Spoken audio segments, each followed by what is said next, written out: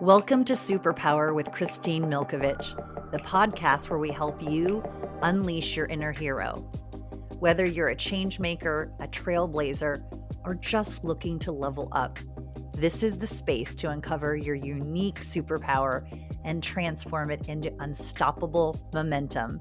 Join me as we dive deep with inspiring guests, sharing their game-changing insights, empowering us all to be the hero of our own stories. Get ready to embrace your deepest purpose, own your power, and change the world one bold move at a time. Tune in to hear the absolute passion and wisdom of our guest, Amy Lee Derenthal. She is the executive director of the Center for Active Living. It is a well-known, nationally known even, center for not only the aging population, but just our population. Amy dives into some of the social services work and her sweet, tender age of 4 when she started delivering Meals on Wheels herself to elders with her mom. That really sparked a passion for volunteerism, community work, and just genuinely leaning into the community with over 20 years in the marketplace, serving and leading. You are going to get so much out of this episode.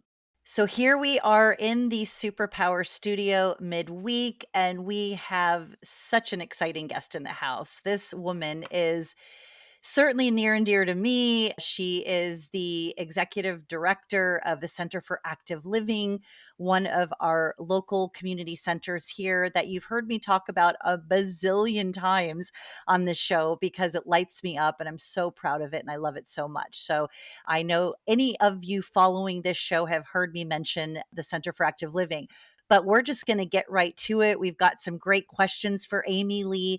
And I'll lead with this for the audience. It's Amy Lee, 2 words. She was so kind and so gracious when I first met her. Took me a minute. I'm a little slow. I'm a slow learner, but I finally got it. So we'll just get right to it. And Amy Lee, welcome to Superpower. Thank you. I'm super excited to be here today, Kristine. Yay. Thanks for the invite. You are so welcome. So, couple things about this show. The name might have given you a couple indicators. And I always say, I think the tagline gives people a lot more of an indicator, and that is unleashing your inner hero. And, you know, what's so exciting about this show, where I don't know, I think we're clunking about episode 14. Forgive me if I have that off, 13 or 14.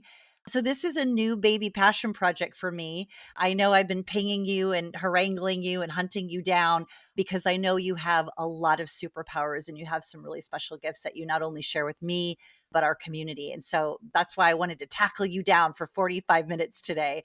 But that being said, why don't you engage with our audience a little bit about how you got into not-for-profit. We're not using the word senior as much these days, but I'm going to say community work, serving the community, engaging with people of all ages.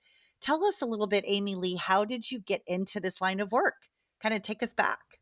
Yeah, I'm really actually excited to share this story because it's because of my mom. Oh, When I was 4 years old, she started Meals on Wheels in Moscow, Idaho. And so it was her passion to take care of the seniors in her community she was living in because her mom was in northern Minnesota. So she chose seniors as her passion. So as a little kid, I just started delivering meals to the seniors and neighbors and going to the nursing homes. And so she embedded the passion for our older adults in me. And then both my parents were just very involved in the community and doing lots of different things. So I was really just raised with that opportunity. And I I feel really lucky love that, that. yeah, Wow, yeah. it's so amazing when this is a little bit of a theme in that people's origin stories, be it their parents, their grandparents, the community, maybe the church they were reared up in, it could be lots of things. But I love that your career coming out story goes directly back to your youth. I know we have a colleague named Emily that's on the board at the center, and she shares that a lot too. And I think I've shared it even. My mom used to take me to the senior center across from our church, and I'd wash the seniors' hair and rub their hands and give them pedicures. And so I can really relate to that. And I think it's just, it's a calling. You have a calling and a gift, and we're so fortunate that you're using it the way you're using it.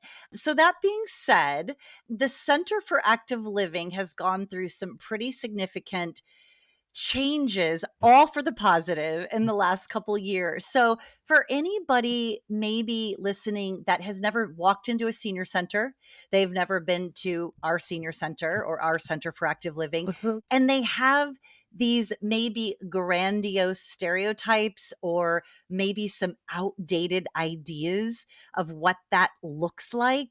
What would you say to that, Amy Lee? Or how would you help kind of bring them up to the 2025 vision that is really the center that you have leadership at and that you run? Yeah, probably about 5 or 6 years ago, we started a strategic planning process, just going our senior centers still something that's good for the community. The people still want them. And so we did some research across the country and it was like, heck yeah, a senior center is really still a strong part of our community. There's a couple things you have to do. One was you need to take the word senior out of your name because of the connotation. People just, they're like instantly say, I'm not a senior. I don't see myself as a senior.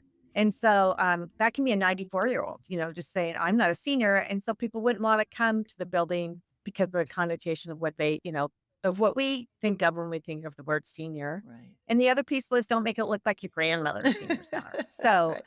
what does it look like when you go in? Do I belong? Is this someplace I want to spend time? And so there was a lot of work done around that. So like you said, last year we transitioned from the senior center of West Seattle, which we had been for over 50 years, to the Center for Active Living. And we went through a long process to get to active living as well. I thought was going to be the Center for Aging Well.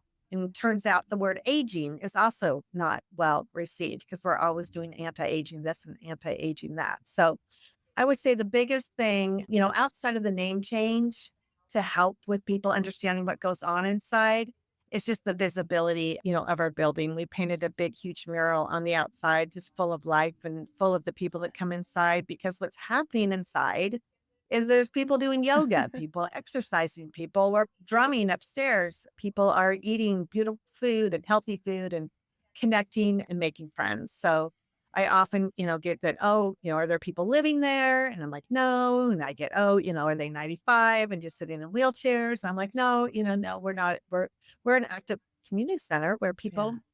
people who live in their own homes come and they spend their days with us and live great lives. I love that. Even as we were just starting in the studio, our colleague on the line was saying, oh, we hear some giggles and some fun and some people chit-chatting. I mean, that right there, literally, you can't make that up. It's a testament to the environment that you work so hard to keep alive and robust.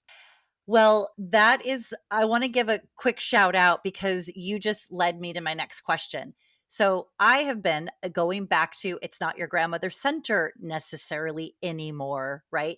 The data and the research across the country, as you just beautifully outlined, Amy Lee told us, like, that isn't so much the catchy phrase. And so I will share with the audience, because I would be a terrible podcast host if I did not promote and tout and encourage people to look into my guests and what they do and what they run. So I'm proud that I'm a member. I'm a lifetime member of the Center for Active Living. I'm in my 50s. I go to Jazz Night. I go to Rainbow Bingo. I go to some of the other wine tasting events and the mingling things. And it is just exactly as you said. It's lively, it's happy, it's energetic, and it feels so engaging. Like, I'm just letting you know, like, as a consumer of what you build every day, that's how it feels. And how does that like make you feel knowing that you hear that so much from people? It makes my heart happy. It just makes me really excited. And it's what we wanted, but now that it's really happening, it's like, wow. We have people, our Right? youngest member is 27 and she comes Ah, to our Spanish class and our oldest is 104. So we've got my everything in between, but goodness. I do. I get stopped on the street and people just tell me how they love what we have going on at the Mm. center. So it feels wonderful. So thanks for sharing that All that hard about work, you. that's got to feel good, because I know the hours that I don't Mm-hmm. know the half of it, but I think I know the hours that you put in over Mm-hmm. there, and it's something else what you're producing. So tell me a little bit, what would be a story? I think you probably have so many, but just what's the first thing that comes to mind for our audience if somebody said, what is the most heart in a positive way, like heart-wrenching, soul-filling, happy story that you have heard, Amy Lee, in your tenure being the executive director? What's like one star story that stands out for our audience?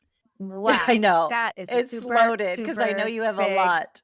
question. Yeah, I do have a lot of stories. I think the most heartfelt one is more a visual that Mm, I have. And every day we have, 3 to 4 exercise classes going on, whether it's seated yoga or Tai Chi or balance and strength or these different things. And the piece that's big heart for me about it is we make it accessible. mm, Lots of people don't want to go to gyms. Lots of people they know they're supposed to be exercising. We have a space where people will come. And so what I'm most proud of is we're getting people moving. mm. They're exercising. When you see a 75-year-old man walk through the door with a yoga mat, I'm just like, okay, awesome. And we've got people moving, they're doing good. So it's more of a visual story for Yeah. me. And that it's really moving to me to just be like, wow, look at these Yeah, you're folks. actually seeing all that work in action. How many Yeah. members year to date? You gave us a really great a range of the ages, but how many members year to date in Uh-huh. 2025 does the center have? We have over 1,500, which is a 300% increase from 2021. Mm. And it's the most the organization has ever had in its history. So we're really, Wow. things are going That well. must be a proud thing to be able to share, Yeah. Amy Lee. Wow. And what do you you mentioned a lot of the catalog of offerings and, Mhm. attracting various age groups, but is there anything else that you would attribute that to post COVID? What is your answer to that? My answer really is when I think about it, during COVID, people 65 and older were told to stay home. And so they were isolated, and isolation is real. And Mm, so I could feel as COVID was, going away, or at least meaning that we could open back up to the public, people were coming in and then they were telling each other about mm. it. And then we have adult children bringing their parents in and saying, Mom needs to get out of the Yeah. house. And so I think, there's a big piece of that. Just people in general want community, Yeah. they want to be together. Yeah. Well, I'm Yeah. sure I know because we've talked about it on the board and even just as friends and colleagues, there's so many books and journals and articles around the real pandemic in this country is Mhm. loneliness, right? Loneliness and Mhm. isolation. And Yeah. there's certainly a lot of point of views and a lot of scholarly articles on that. But I think that that is one of the amazing things that your center does is it helps combat that. It really helps. I mean, my mother, you've heard me mention her. Her name's Nancy. She's Mhm. 80 going on. She's going to kill me when she hears this, but she's still modest about her age. She's going on 83. Very healthy and robust, all due respect for 83, but it's that piece, She doesn't have a life partner at the moment and I think those are really real conversations that I see her struggle through as well. So, I love that your facility offers some break from that. So, couple things that I just want to ask you about when you are interviewing or looking for people to either be a part of your staff or to be a part of your board of directors teams, as a Mhm. leader in our community, and certainly as a leader in the mature age population lane with all the hats you've worn year to date in your tenure, what are some attributes or things that you really believe are so paramount and important for working in, I wouldn't say elder care, like you said, because it's not a hospital or a care center, but having the compassion and the empathy to really be inclusive, have that kind spirited heart where you're kind of drawn like you were from a little girl, like I was from a little girl. That's not everybody's jam. Not everybody has that backstory. So, what are some things in your leadership lens that Amy Lee looks for that you think is really pretty darn important? Yeah, I think the biggest piece of that for me really is how a person reacts when you say senior. Mm, Some people really, I've worked in this with seniors for, 15, 20 years. And some people will kind of peel away when you say seniors, and other people will lean into it. ah, So I would say for the board, people that both you and thank you for your board, oh, service, my as well as honor. Emily, and just people that share their stories. And here you are, a young person, and you were at that time maybe not even 50 yet, and you were interested in it because you respect seniors and you wanted to be a part of it and learn more. And we have the same with our staff. Mm, They have fun. yeah. They're doing it, they're enjoying it. And our chef Francisco, it's his favorite thing Oh, to cook for cook lunches for people. And so there's definitely, you start to kind of have this little like, that person, they really do, they respect and understand. And one of my favorite other sayings is people don't fall out of the sky at 85. right. They're us. Exactly. They're you and me. They had dinner parties, they traveled, they raised families, they had dogs, like all these things. And so it's not like they just got here Yeah, at 85. that's right. They've been here and they're just us. Yeah. And we're gonna if all goes well, we're gonna be there someday If we too. are so So fortunate, right, yeah, Amy Lee? exactly. Yeah. Absolutely. Never assumed, and we're always grateful for every year. That's the one thing with the aging Mhm. process. I'm really getting more and more perspective as I mature. I love that. And tell me a little bit about what is the biggest challenge or a challenge that just, again, if our listeners hear this and your story and what you do at the center and my involvement in the center moves them, or they hear a call to action, what are some of the biggest challenges or the biggest needs that our community could sort of band together and get in there and help with? What would those things be, or top one or two for you, Amy Lee? Yeah, probably the top one, and this is what every executive director or a nonprofit will say, is funding Mm-hmm. and raising money Mm-hmm. and being able to support. We're very fortunate. We own our own building. We've got different revenue generators. You mentioned Rainbow Bingo and Jazz Night, plus membership, and we have lots of things. But there's always a need in social services Mm. for funding and to ensure that staff is being paid equitably and that we're able to keep the lights on. There's just a lot of different pieces where it comes to the funding, and you're always kind of working on that. But Yeah. I also think we can't do it without the volunteers. One of our funding revenue sources is through our thrift store. Mm. And so we have a thrift store where people donate items and then we turn around and sell them and make money to pay for our programs and services. And so we use a lot of volunteers to make that happen. Right. And we use a lot of volunteers in our cafe. We have Margie's Cafe that's super yummy and good. Mm. And then I just sat and had lunch with Christine's Uncle Lloyd today after he served a whole bunch of people lunch at noon. It was birthday lunch today. So it's 75 people there. So volunteers who want to give of their time Mm. are really, that means staff doesn't have to do it, or we don't have to hire staff Right. to do it. And instead you get to come and be with us, be part of that Yeah. community. Yeah, really, So yeah. it's that human capital, those caring, giving people that literally give up their Uh-huh. time to be a resource. That's so important. So anybody listening, one of the things that we do at Superpower, Amy Lee, is we make sure we put the website of your organization, we put the Instagram, we put anything that you will allow us to try to drive interest and maybe some new volunteers, some new members. You Awesome. never know. Backfill for a board person. All of it adds up, that's for sure. So I live local. Many of my guests are local, not all. Some of them have been out of the state, but I am a local resident like you. And I call the West Seattle Burien Mhm. areas, for those that choose to look that up, my playground, my home, my workplace. But how long have you been in the area? Because here's the thing about Amy Lee. I'm going to talk about you like you're not here for a minute. This woman knows everybody in town, so connected, very, very well respected. And I get and understand that when you're for a not for profit and when you're in leadership like yourself, your job is to build those relationships and to make those warm connections and to constantly be involved in fundraising. I get that. But it seems like you have a special sauce that's above that and beyond that. And have you always been that way? Were you a little girl that was just like buddies with everybody on the street, or have you kind of grown into having that be a really comfortable place for you? Tell us a little bit about that.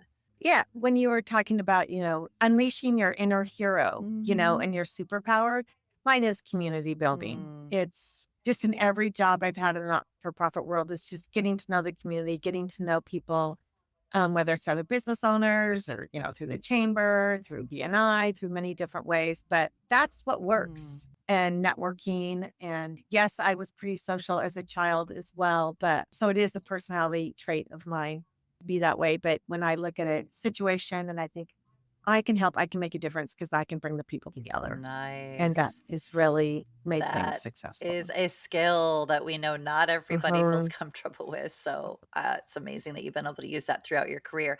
So did I hear through the grapevine that you used to be in, like, athletic gear, REI, something like that? Did I make that Mhm. up? Am I going You did OG? not. No, you did not make that up. My first job when I moved to Seattle, you asked how long I've been here. I've been in Seattle 35 years and in West Seattle for 31 of Mhm. those. But before I got in the not-for-profit world, I was at REI in the marketing department. And I got to spend my first 9 years just at a wonderful company, one of the Mm. 100 best companies to work for and learn so much. But there came a point that I was like, okay, I'm here, but I'm going to do something more Mhm. and Yeah. different, even though I'm at this great Yeah. place and spending all my time in the outdoors, which I still do. And a friend of mine was running the Maui Marathon for leukemia, and he had to raise money to be able to do that. So he said, will you help me? And I said, sure. Mm. Next thing I know, another friend said, well, did you know about the fundraising management program at the University of Washington? And I said, no, I didn't know fundraising was a thing, was a Yeah. job. And so I left REI and I went to UW and went through their fundraising management program and jumped in with both feet about 22 years ago and Wow. absolutely loved it. So, but the Oh. marketing and being with REI was a really instrumental Oh my gosh, you beginning to my career well, you here. bring that into everything, and again, I have not worked with you for 20 years, but the 5 that I've had the gift to be around you, you could really tell that you come from that aesthetic eye and you're concerned about the big picture and what is the consumer message, and it shows. It shows that you have that background and you have a passion for it. Oh, thank you. What would be, you said a couple things that I wanna go back to that were kind of well, we're living in a culture that seems to be overdrive promoting anti-aging. And that could be 7 million podcasts. That's everything from aesthetic to marginalizing to judgment to, pigeonholing people by the way they, everything from their hair color to their body type to the way they dress. Whole other podcast. But I want to go there given your profession and your leadership and the center that you run. How do you feel like a lot of the people that come to the center, they're really kind of defying that, right? Because I know just my time in there, I see, to your point, I see people just active and engaging and artistic and taking painting classes and yoga.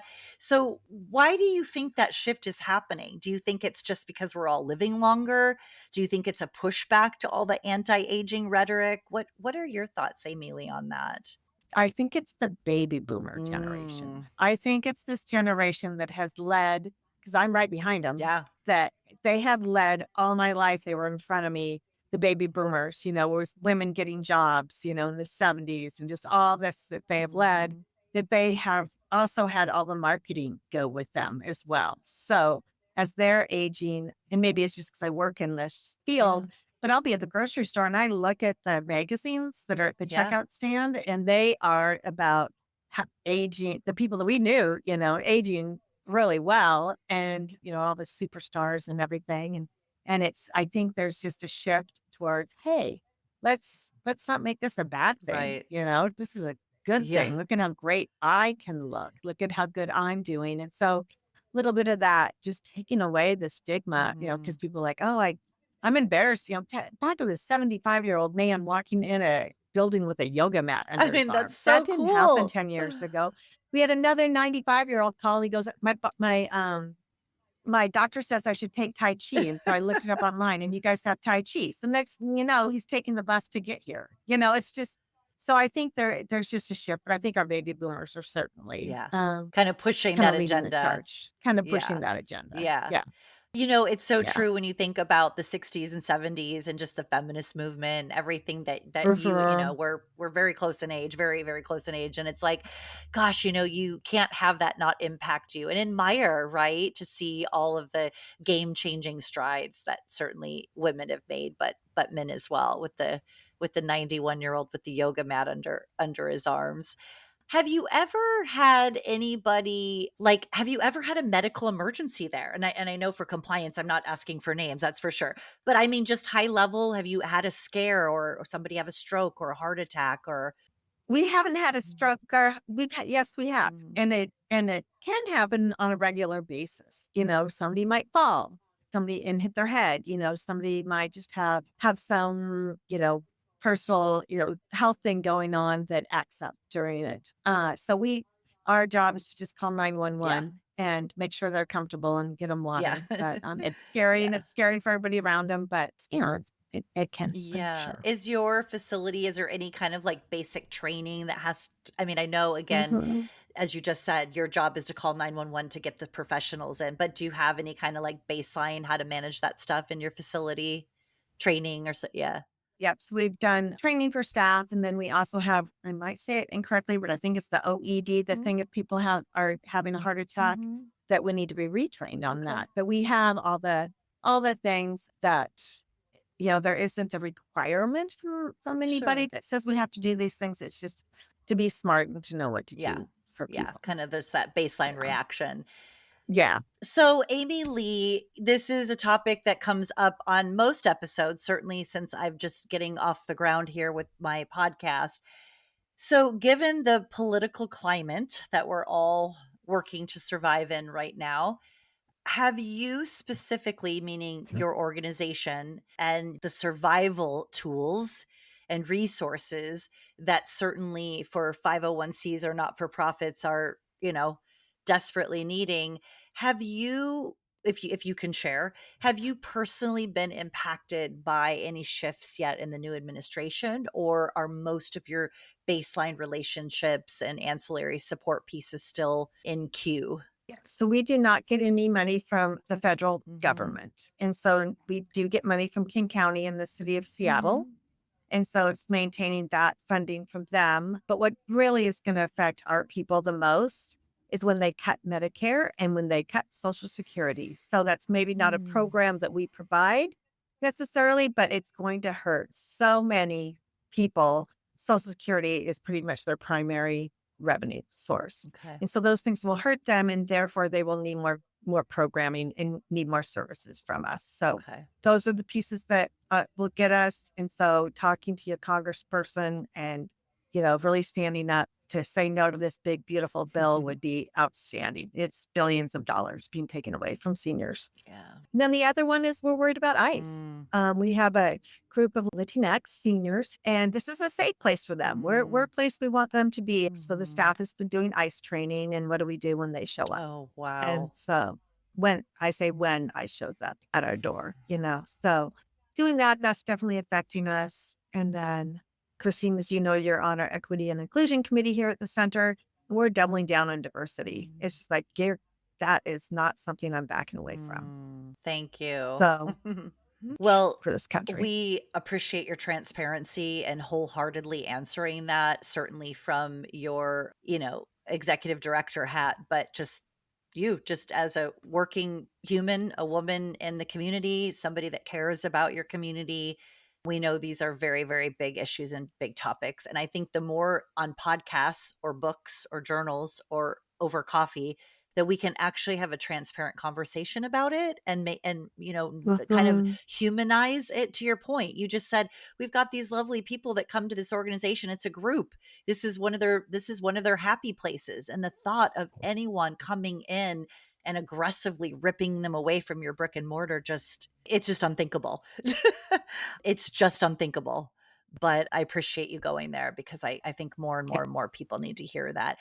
So I'm going to go back for a minute, because it's when I first met you. It was 5 years ago. This little thing that hit the world called COVID. You might have heard of it or remember it. And I got introduced to you, and I had raised my hand about wanting to contribute to the community and lean in some, board work. And some of our great fellow friends said, call Amy Lee. She's your person. She'll steer you in the right direction. And I was smart enough to do that. And I'm very grateful for that. But the reason I'm bringing up our relationship story, Amy Lee, is because during COVID, we had all of our meetings on Zoom. The building was completely shut down. And I know that for anybody listening that was in any business, I don't care if it was for a Fortune 500, if you were an entrepreneur or like myself, where everything I did got shut down for 8 weeks, period, end of story. So many people walked into complete shock, complete fear, feelings of being frozen. What the hell do I do next? And how am I going to get through this? So, as much as I know we don't want to always relive that, but your powerful story and how well you navigated that, it's when I met you. So it's very near and dear to me. How did you do that? What happened at the center and how did you navigate that for all those months, Amy Lee? Yeah, I am extremely thankful for my years in social services. Mhm. And I really believe I was the right person. I had started on March 2nd, Oh, 2020, just and closed the building 4 days literally later. 5 minutes. And I just, yes. And I just turned around and said, we need to feed people and we need to call them and we need to connect Mm, with them. And our social workers need to reach out. So, and we need to get them food. And so we made sure that our Meals on Wheels program could keep going, that our food bank, we're doing it out in the alley. We were cooking, 80 to 90 meals a day and having them delivered by volunteers.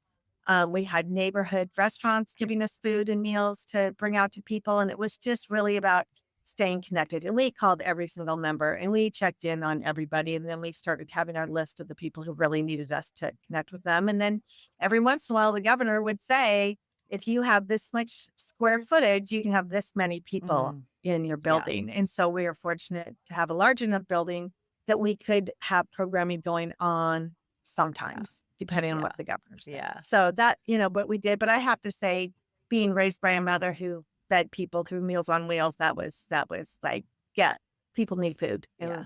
and let's get it to Yeah. them. So you really went into prioritize, like immediate action mode prioritize. Yeah. Yeah. Yeah. And the staff was here the whole time. We Wow. were pretty much Isn't here that something? and just, yeah, Well, as you know, Amy Lee, it's just in our crazy. community, just on the streets that your wonderful brick and mortar lives on, so a lot of companies didn't survive, or organizations, excuse me, didn't survive, and Uh-huh. they didn't reopen the doors. So, what a testament to, like you said, your tenure, your background. You kind of were like, "All right, buckle up.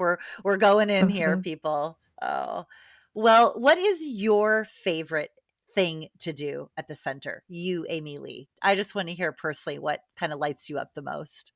I want to say it's just walking around and like we said in the Yeah. beginning and hearing people laugh and making friends and people want to talk to me and talk to each other. Yeah. And so I think it's just, I was just having a meeting with some people and I needed a room and I couldn't find Oh, one. that's a So good that's problem. perfect because that means there was cribbage and chess and drumming and all this stuff going on. So I think that's really my Yeah. favorite. But what I do want to share as a woman Yes. who's just about to turn 60 is I need to go to balance and strength. And so there's a ton of classes that are people in their late 50s and early 60s that we should all be doing so Yes. that we can prep and be healthy So we can keep as we moving, age. right? Keep on Yeah. trucking. Yep.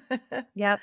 Yeah. Oh, well, thank you for allowing me, such gratitude for you to be on your board of directors. Thank you for guiding me on being a member now all these years and jumping in on all the fun. And thank you for taking such great care of Uncle Lloyd, my uncle by marriage and my wife Chris's uncle by family blood. And you guys are like new BFFs. It's just so sweet. I love what you guys are creating as just local friends, really, outside of the work. It's Yeah. so, so sweet.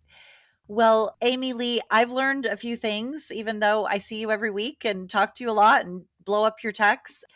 It's just really exciting to hear about your past and your career and what you built, all the great things going on at the Center for Active Living. I highly encourage any listeners today to check out the website, the Instagram. Again, it's not your grandmother's senior center. And if you are a grandmother and you want to have it be your senior center, then you just roll right up in there and join and get involved and you do all the things as well. But it's so true. You said you have a member at 27 and in their 90s. So talk about inclusion, right? Inclusion and equity. Everybody's involved. So we do shut down Superpower every episode. And this was probably in some of the emails, or if you've tuned into any of the episodes, you've heard me ask all the other guests. Nobody gets out without answering this. I know you touched on it, but I'd like you to just maybe go a little deeper. If you had to pick that one superpower that you get up every day, Amy Lee, and you just know it's your special sauce. It's your fairy dust. It's what you bring to everything you touch, feel, do. What would that be? What would that be for you? I just did a little exercise to come up with my essence name. My essence name is joy, leader, wonder, heart, and Mm. home. And so that's been my get up every day because those are the things people shared about me when I asked them what I bring into a room. So that is going to be my answer. Those are some good superpowers. I love it. And I think I had the honor of being asked. I know I was blabbing all kinds of things. Hopefully it made your soup pot list. Yes. Yes, Oh, for well, sure. it's just been a delight. I mean, even though we see each other often, this is such a treat to literally be with you for 40, 45 minutes one-on-one in your workplace. Thank you for your time, your wisdom, your inspiration, and thank you for bringing us your superpower today. I'm so grateful for you. Thank you, Kristine. Super awesome. I was really honored to be asked. Yay. So this is good for me too. Thanks so much for joining me for this episode. If you enjoyed it, I hope you'll make it easy for others to enjoy it too. You can do that by subscribing, writing a review, and sharing episode links with others. Then you'll be my superhero.